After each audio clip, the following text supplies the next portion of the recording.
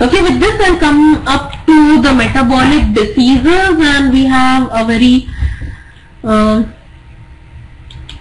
quick, we'll go through this a quick one because it's again, it has a very typical points which are being picked up, not exactly the detailing of it. These are some of the, the remaining topics. Most common topics wherein you get questions in OPAS are about mostly the diseases of bones, the developmental disorders, benign malignant tumors, salivary gland disorders, and those diseases of skin and all those zones. These are the supporting, the remaining thing which usually pop up with few questions in your exams. Okay, so when we talk about the oral metabolism, oral manifestation of the metabolic diseases, in that we have the essential element deficiency. That is, the deficiency will result in suboptimal physiologic function. In that we have calcium, phosphorus, manganese, etc., etc. But many of the times what happens is one mineral may replace another mineral. This has been a question over here, if you notice here. So strontium and lead may replace calcium in the inorganic structure of the bone. So there is a calcium deficiency, calcium is lost from the bone, but sometimes these minerals may replace them and the deficiency may remain hidden. So for example, here rubidium may replace potassium in case of deficiency, and the potassium loss that would otherwise may have resulted in myocardial necrosis doesn't happen because rubidium has replaced it. So just notice this replacement. We have strontium and lead replacing calcium. We have rubidium replacing potassium. Right? Then we have serum calcium level, that is 9 to 11 mg per dl. The low concentration of calcium will result in tetany. Now what does your calcium help in exactly? Calcium in the muscle contraction, it helps in contraction of the muscle, initiation of the contraction. It also helps in relaxation of the muscles, not only in contraction. That is binding, contracting and unbinding, everything happens in the presence of calcium. If you don't have calcium, both the process will be affected. So because of which low calcium is affected with tetany, that is associated with carpopedal spasm, sometimes the laryngospasm and convulsions. And deficiency of calcium also results in capillary fragility, and also it's a coagulation factor, so the coagulation will be affected. High concentration, it will result in depressed nerve conductivity and it will cause muscle rigidity. Right? Usually it's the low calcium that presents very severe clinical symptoms. High one is not noticed so easily. Now when we talk about the absorption of calcium, calcium absorption is increased by vitamin D. It's a vitamin D dependent factor that it increases when in the presence of. How it happens is, we'll just see the cycle. Then it increases with ingestion of the fat. It increases with citrates and high protein diet. But notice these ones. This is an important MCQ.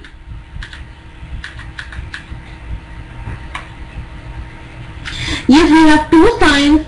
We'll actually be talking about even this more in detail in physiology. These are actually physiology part of this thing. Schwastek sign and Trousseau sign.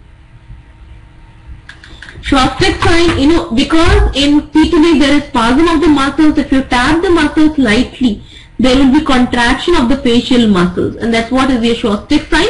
And Trousseau sign is where if you tie the BP apparatus onto your hand, there will be spasm of these carpopedal muscles of your hand. These are the signs which are, the clinical testing done to elicit tetany.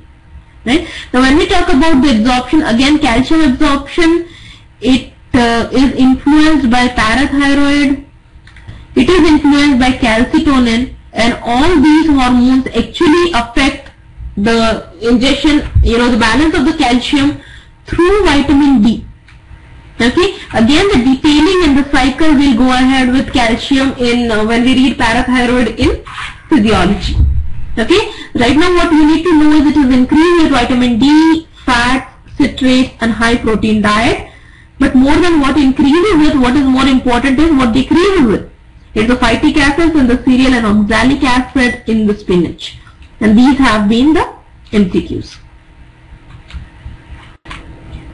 Okay, that was about calcium. When we talk about the phosphorus depletion is very rare in human and it hardly happens. When we say sodium and potassium, they are the ones that maintain the electrolyte balance. Again, the detailing of electrolyte balance will be the one topic of general surgery. But again, what is hypokalemia? Hypokalemia is decreased in potassium.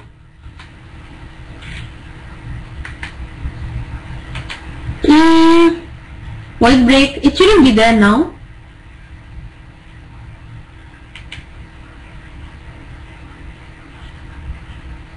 Is there?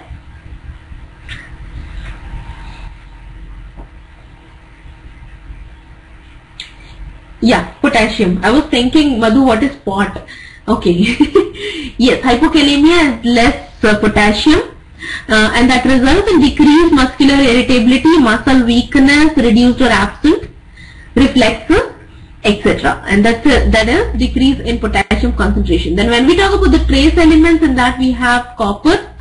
Copper causes this Menkes syndrome. This is important. That is steely and kinky hair syndrome, and also hepatolenticular degeneration, that is Wilson's disease. Okay, iron is a one-way substance. One-way substance, in a sense, iron will be absorbed and it is usually not lost. I mean, it is usually not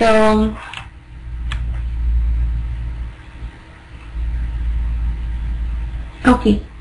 Have I lost the connection or are you all still there? Yeah. You there? Able to hear me? All of you? Okay, yeah, iron is a one-way substance in the sense, body tries to trap iron. What happens is whenever iron goes inside and once absorbed, iron is not taken, excreted out. The iron which is stored in the blood cells also, it is recycled and taken into the body. So that is why it is called as one-way substance. The deficiency of iron will result in iron deficiency anemia and the Plummer-Vinson syndrome, which we saw in the blood disorder class yesterday. So what were the features of Plummer-Vinson syndrome?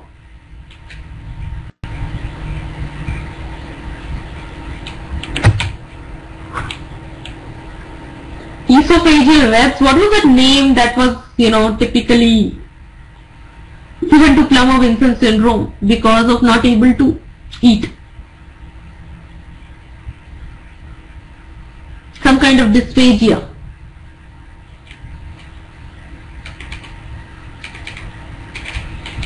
Yes, hysterical dysphagia. Yes, other than that, Patterson-Kelly syndrome and all those other names, yes.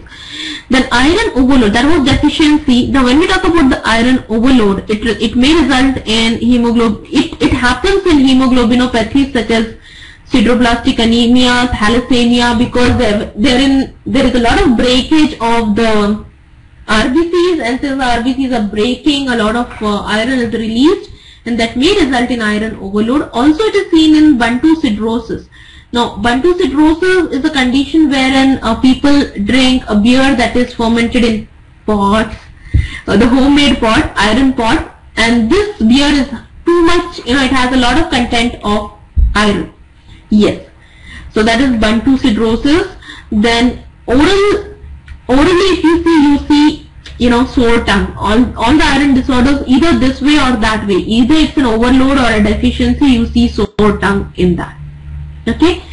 Then coming to the zinc, again we are talking about the trace elements. We talked about the iron, then we have the zinc. Zinc causes disorder of taste. This wound healing point of the zinc is important one. Okay, it results in affecting the wound healing. It causes dwarfism and hypogonadism, and then this name is important. Okay. Acrodermatitis enteropathica is a multi-organ disorder that results from zinc deficiency. Symptoms include diarrhea, vesicular eruptions, alopecia and stomatitis. So what is happening because of zinc loss? We are having disorder that taste, wound healing. Then there is a disease that is called as acrodermatitis enteropathica. Remember the name? Okay. Zinc content of enamel and dentine is higher than any other tissue of the body, and that is 0.02%. Okay. Also, teeth of tuberculous patients have higher zinc content than normal individuals. Something, it's kind of a different. So these patients who are suffering from tuberculosis may have a higher zinc content than the normal individuals. Right? So you remember about the zinc? Do you remember where did we see those kinky syndrome? Kinky, I mean what was Teeny, kinky, Menke syndrome? Which trace element was affected? Yes. What was the name for hepatolenticular degeneration?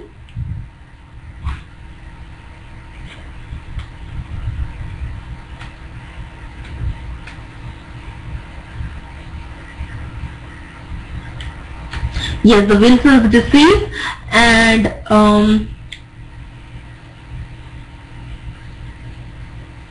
yeah, one more thing we saw, right? Yeah, Bantu cirrhosis. Okay. Okay. Then we have something that is, the disturbances of the protein metabolism. In protein metabolism, we need to understand the difference between these two terminology, that is kwashiorkor and marasmus. Now, if you just compare, these are the two protein deficiency things. Kwashiorkor, there is protein deficiency in people who are otherwise normally nourished. So they are having food, but the protein is lacking in the food. That is kwashiorkor. But when we say marasmus, they are starved people. Starved people in the sense they lack the total calories, and with the calories they also lack protein. So now compare these things. Marasmus, all the tissues will be defective or atrophied or wasted. But in kwashiorkor, only there is wasting of muscles, but there is preservation of the adipose tissue. There is edema in kwashiorkor because it's a protein deficiency that results in edema. But edema is not present because the whole tissue everywhere. No, protein is not only deficient in one, inside out, everywhere everything is deficient. Edema is not present in marasmus. The protuberant abdomen with thin limbs, that's a typical sign of marasmus. And typically we see flag sign in kwashiorkor. That is alternate banding of light and dark color hair. It's like streaking the hairs. Okay. Then we have fatty liver in kwashiorkor, no fatty liver in marasmus. Just look at the chart nicely. I'm going to ask you again these questions as we move on.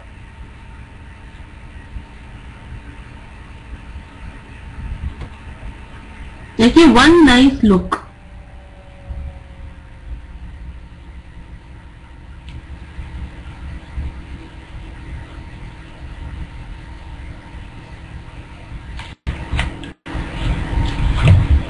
Where was edema present, kwashiorkor or marasmus?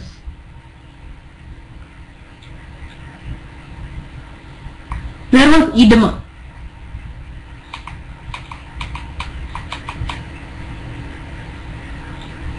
Where was protuberant stomach with thin limbs?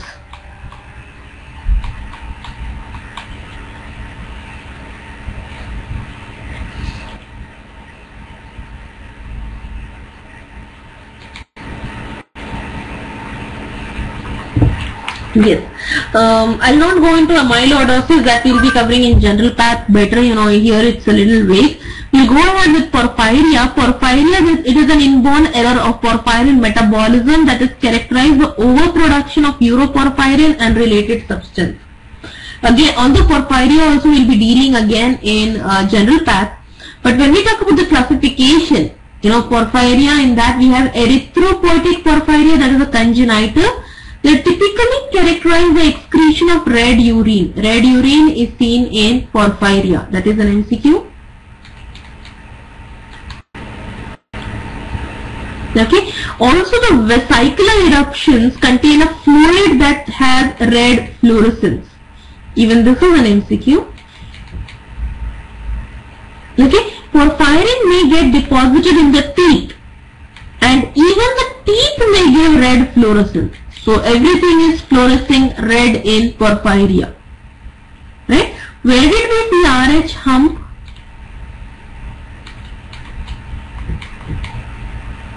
Last class. Where did we see RH hump?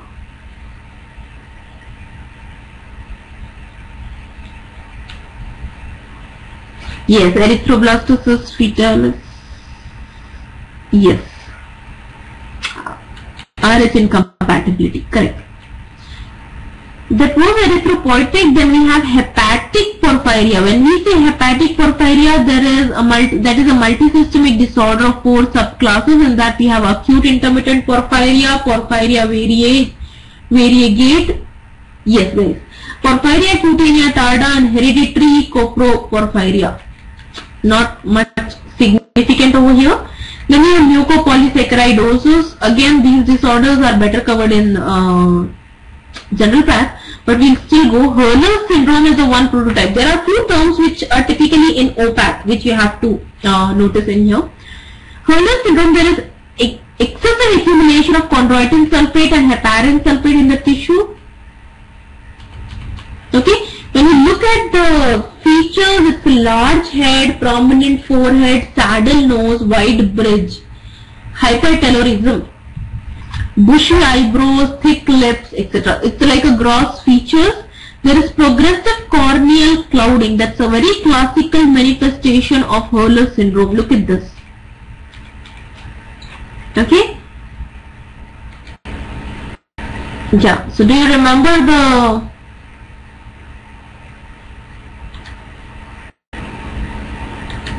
yeah. Then we have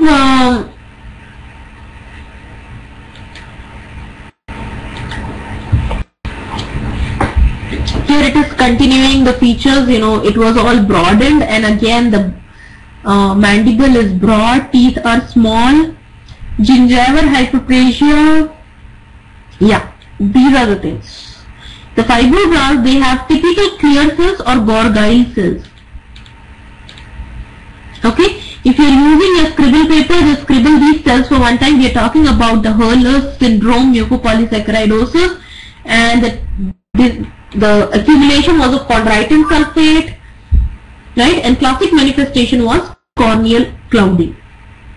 And other things, thoda sa imagine kar lo, that should be fine. Okay, Hurler cells or Gorgile cells are seen in gingiva. They are demonstrated by this Eltian blue or toluidine blue staining. In lab, we see something that is called as Rayleigh bodies or metachromatic granules in the cytoplasm of lymphocytes. Rayleigh bodies, Gorgile cells or Hurler cells, right? These are the two things. And what was that feature that was typical?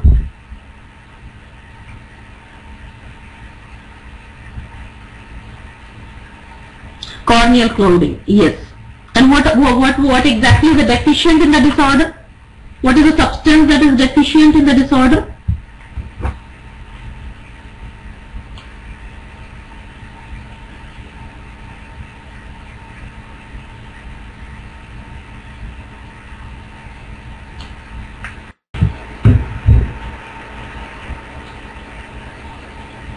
Yes, sorry, excessive accumulation of chondroitin sulfate and heparin sulfate. That's nice. Yeah. Then we have your lipoid proteinosis, wherein there is disturbance in mucopolysaccharide metabolism, and because of this, there is this lipoid kind of waxy nodules that are deposited inside the skin, seen on the skin of the face, neck, and axilla. Right? There is yellowish plaque in the epiglottis, and the vocal cord may be thickened and all. Because of this, there is inability of the infant to cry. Okay, there is hyalinosis of the connective tissue. So basically herein we have the yellowish waxy kind of a nodules, and that results in plaque on the epiglottis and also the vocal cords. That is lipoid proteinosis, and the child is not able to cry.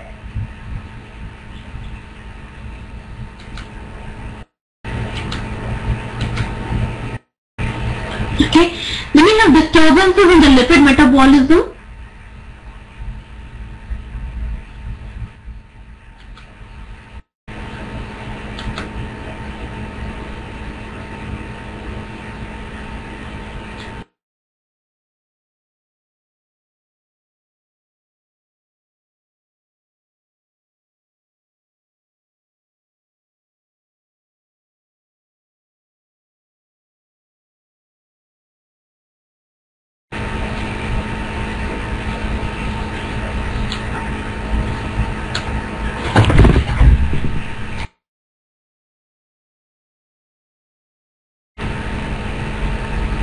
Okay, so here we have histiocytosis X diseases. In that we have Hand-Schiller's-Christian disease, lateral sieve disease, and eosinophilic granuloma of the bone. So these are typical diseases of histiocytes, and the proliferative cells is obviously the histiocytes. So we see foam cells which are nothing but lipid-laden macrophages. Lipid-laden macrophages which are seen in Hand-Schiller's-Christian disease, but they are not seen in lateral sieve disease. So histiocytosis X consists of these three kinds of diseases.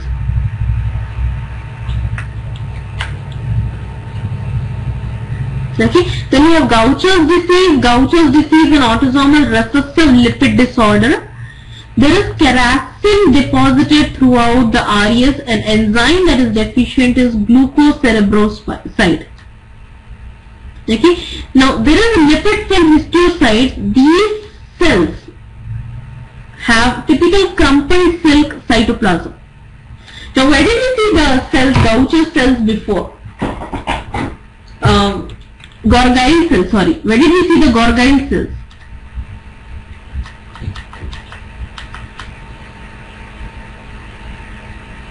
Where did we see the foam cells?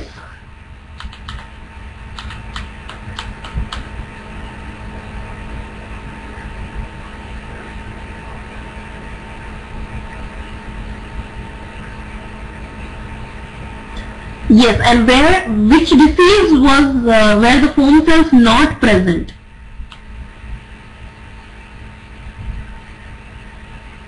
Out of the histiocytosis X diseases, which one did not have the foam cells? Yes. What were the other features did we see in Hurler syndrome other than the Gorgine cells? Hurler cells. What did we see in there?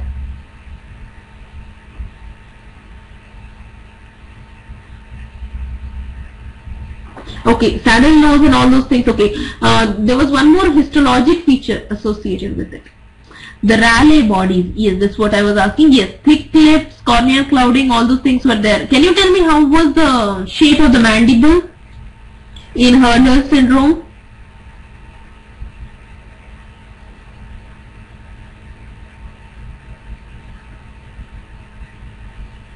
Yes, it was short and broad, so that is why the teeth were small and they had spacing between them.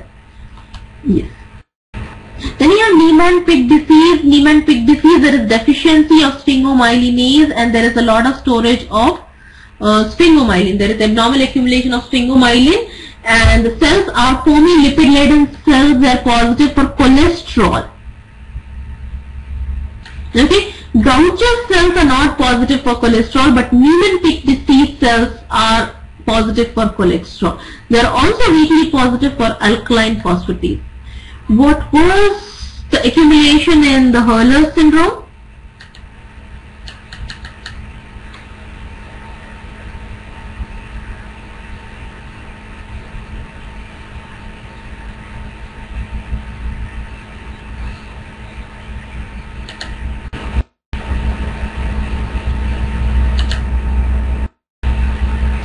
Yes. Okay. What was the enzyme deficient in Niemann-Pick disease?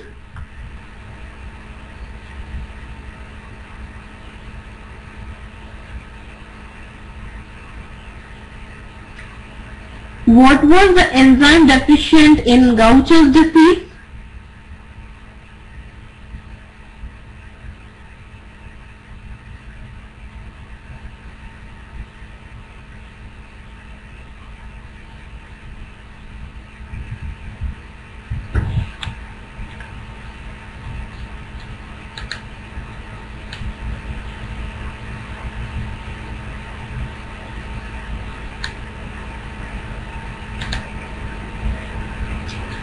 Yes, before going into the vitamins, these things, I'll just go ahead with few slides of the previous classes. So let's see how much you are able to recollect. But if not, it's okay. Still it will be. Okay, about geographic tongue, all are true except.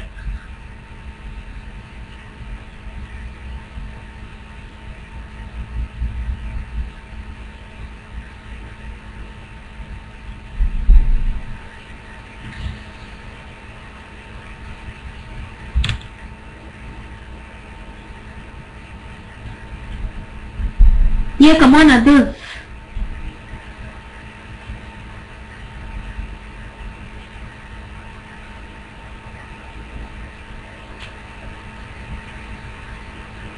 Naren, Kirti, Saida, Madhu. The simple question of the developmental disorder, so much of confusion.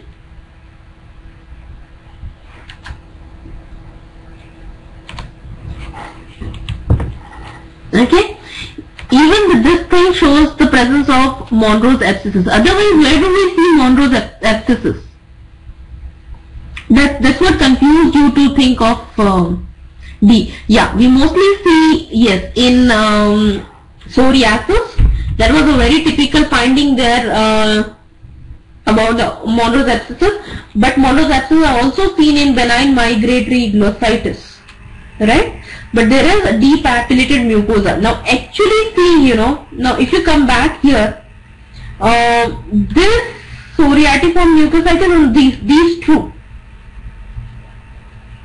okay, are true, and that is why actually even this is true, right? And there is actually seeing this. Now hyperplastic papillae would have been partially, the sentence is relatively wrong. Now there is actually the hyperplasia alongside of this wandering rash. In the center there is depapillation, and alongside there is a little bit of hyperplasia, not exactly hyperplasia, it is keratinization which is seen alongside of this wandering rash. But this, if you see the hyperplastic papillae, the term itself goes contradictory as compared to the depapillated mucosa.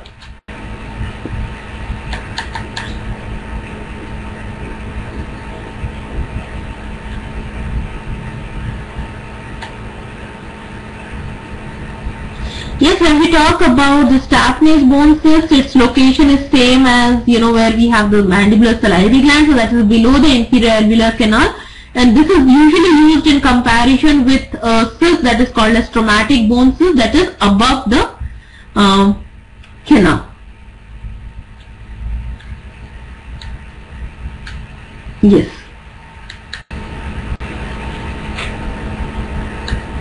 Other names of the Staphnase bone cyst.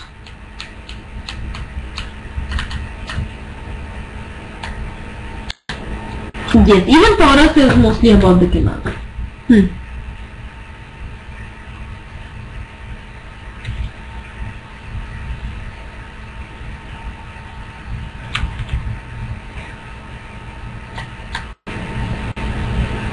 Yes, the talus custs have been seen in patients with Moore syndrome, Rubinstein-Tybee syndrome, and Sturge-Weber syndrome. Sturge-Weber syndrome has been the one that has been asked, of lately. Other than that, yes, even the other syndrome have Talens-Kuss. We commonly in Shapers talk about Talens-Kuss-Finn Rubinstein-Stevie syndrome. Just please make a note of other syndrome as well that have the Talens-Kuss.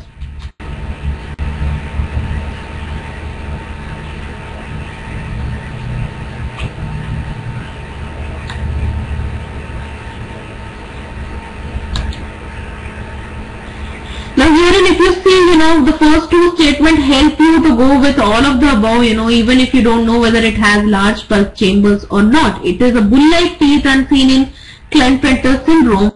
So yes, let's talk about the other things.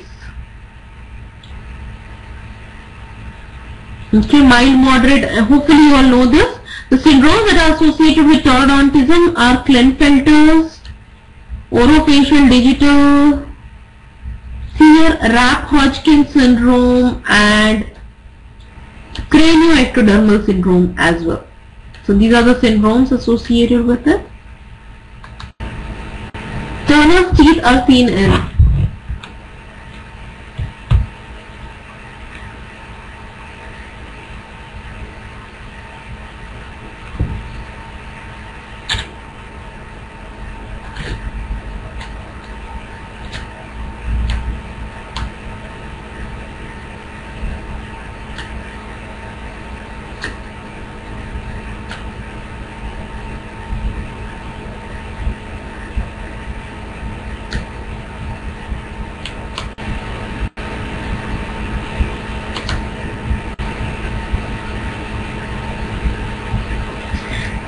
basically it's a variety of amelogenesis imperfecta, not, that is why we are able to, yes, that is why we are kind of selecting this one over here. What is exactly happening here is the ameloblasts are affected because of deceased primary that is resulting in this. The best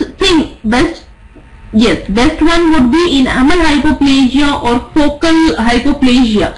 Although out of these, the best answer to choose is amelogenesis imperfecta. Yes, there is imperfect amelogenes because of the localized defect in here. That's what is the Turner's tooth. Fluorosis is generalized. It's because of systemic effect. See, it's not localized because of chroma or something. So fluorosis is because of systemic effects. That cannot be the answer.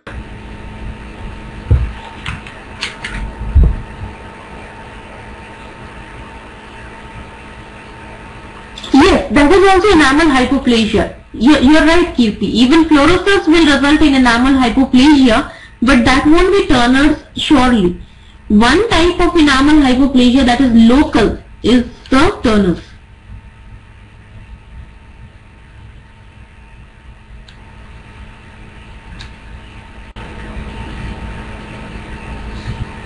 Okay, so the two things that is Kissel tooth is about the dentine dysplasia. Now, if you talk about the DSPP gene, that is dentine sialoprotein, dentine phosphoprotein gene that is affected in dentinogenesis imperfecta. So that is also one more point to be taken care of, DSPP gene in dentinogenesis imperfecta. Right? So that is not in dentine dysplasia.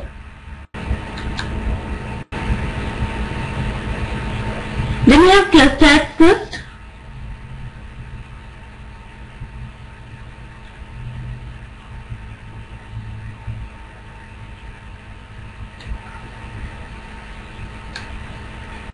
Yes, it's the nasoalveolar cyst or the Klestad cyst.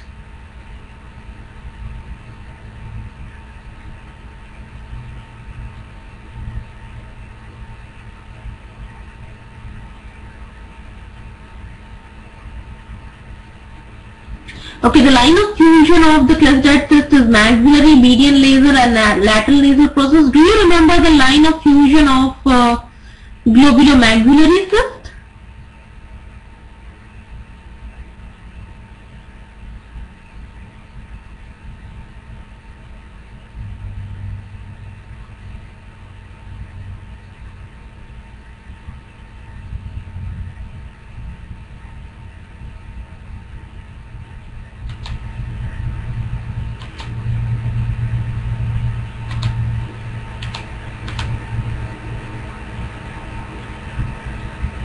Yes, it's the globular process, the median nasal process and the maxillary process wherein the globulomaxillary cysts arise. And one more very important point about the nasolabial cyst is that it is a soft tissue cyst and it cannot be seen radiographically. Kissing lesion is infectious mononucleosis, and that's a unanimous answer and a very simple one. Chocolate colored fluid is seen microscopically in.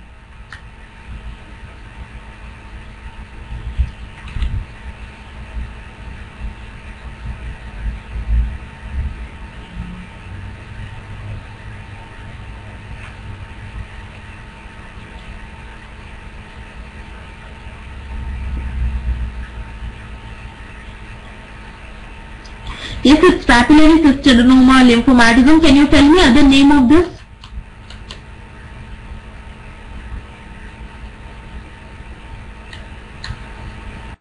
Yes, it's Warthin's tumor, and there is eosinophilic coagulum within the cyst spaces that looks like chocolate colored fluid.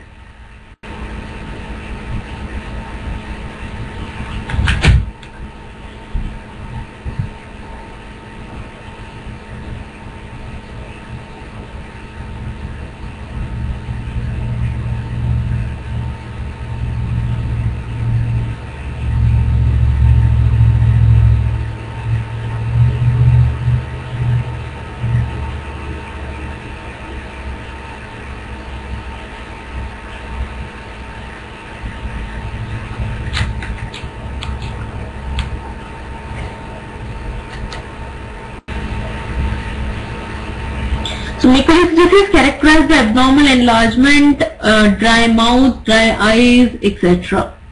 Right?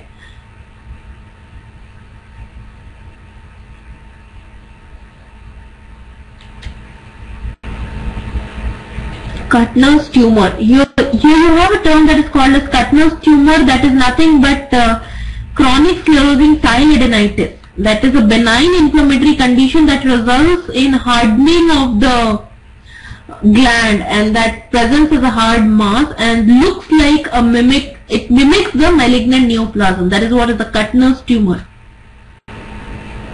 Which ichilic system is still associated with Sjogren syndrome? A very common question in half lately. Yes, it's the three of them, that is HLA-DR-W52, HLA-DR3, HLA-B8. Yes.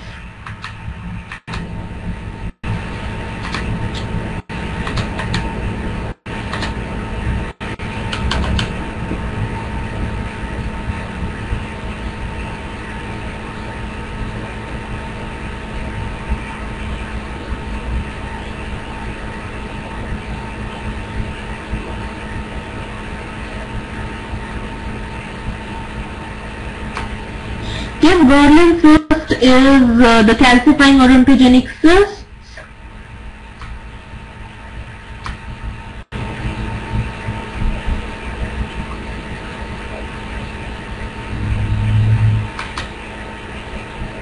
The most aggressive histological form of ameloblastoma.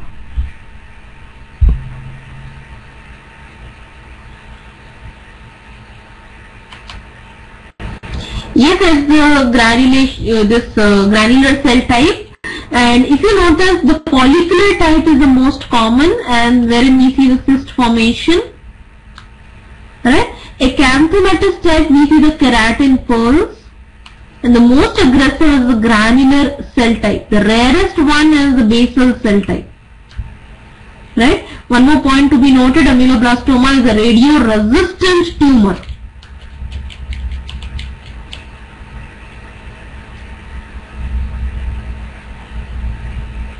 No voice.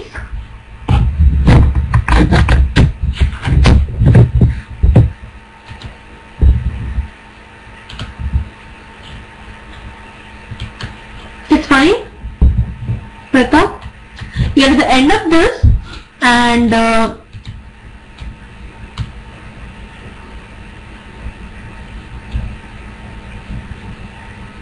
yeah. Actually, my time limit seems to be exceeding No voice there.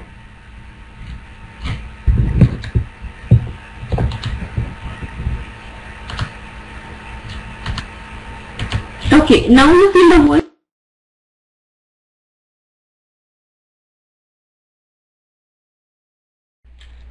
Now it's fine. No, those people who are telling me that there is no voice, still no voice, you would have muted your system.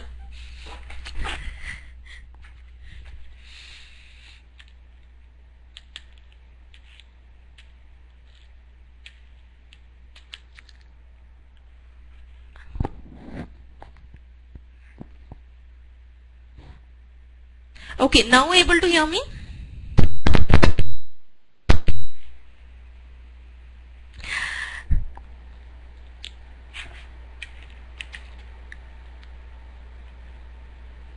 That's kind of strange actually, Divya. It must be some small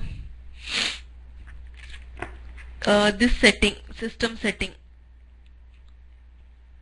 Okay guys, I'll stop at this point and we'll continue with the vitamins and yeah, I mean here also it's going fine. I mean the icon shows it's moving, so should be fine. Okay, so I think some of you had a trouble logging in. I would recommend Saida and Vivek. I don't know Vivek if you had, but I would just recommend that try to log in a little before class so that you can be helped better in logging in. Because what happens like, so next class for oral pathology will be on Monday. It's routine, right? We have Mondays and Thursdays at 7 o'clock. So although we are sending the SMS, I'm not sure if everybody does receive the SMS or not. But I think so you should be getting the SMS alert, right? Of the classes. Yeah, so just try to log in before time so that it doesn't create the confusion. Then suddenly during the class, what happens is even the support is baffled helping too many people at the same time. So just try logging in before time, especially those who are new with the system, those who are the new batch. Because other people, they are well versed with where to log in, what to click and all that. But in the beginning, you may be kahan hai class, where do I click, which series I go in, and all those things are there. So just try that you log in a little before class so that even you are not panicked and you don't scare away the support also. They'll run now. Okay.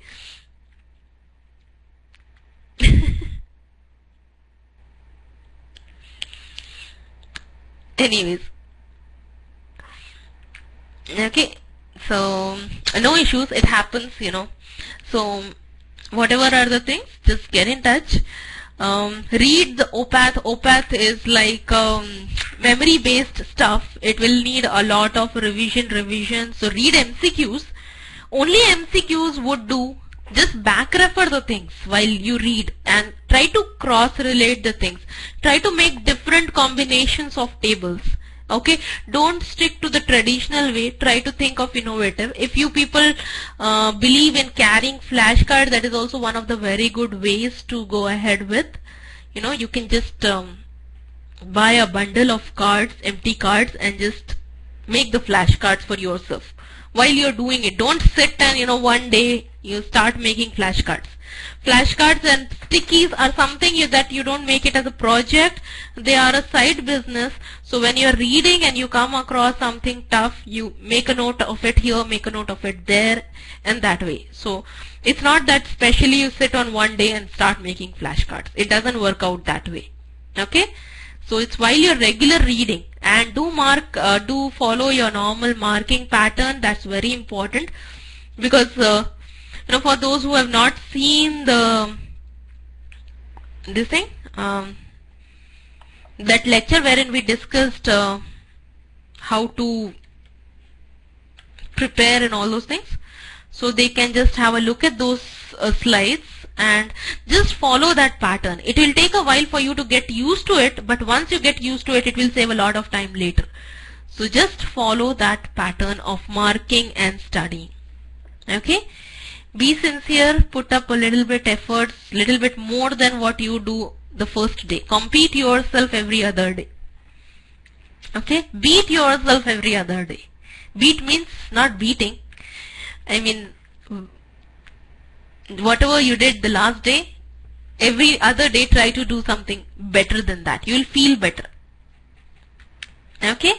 All the best, guys. See you all in the next class tomorrow. I think so it's on Monday. Alright?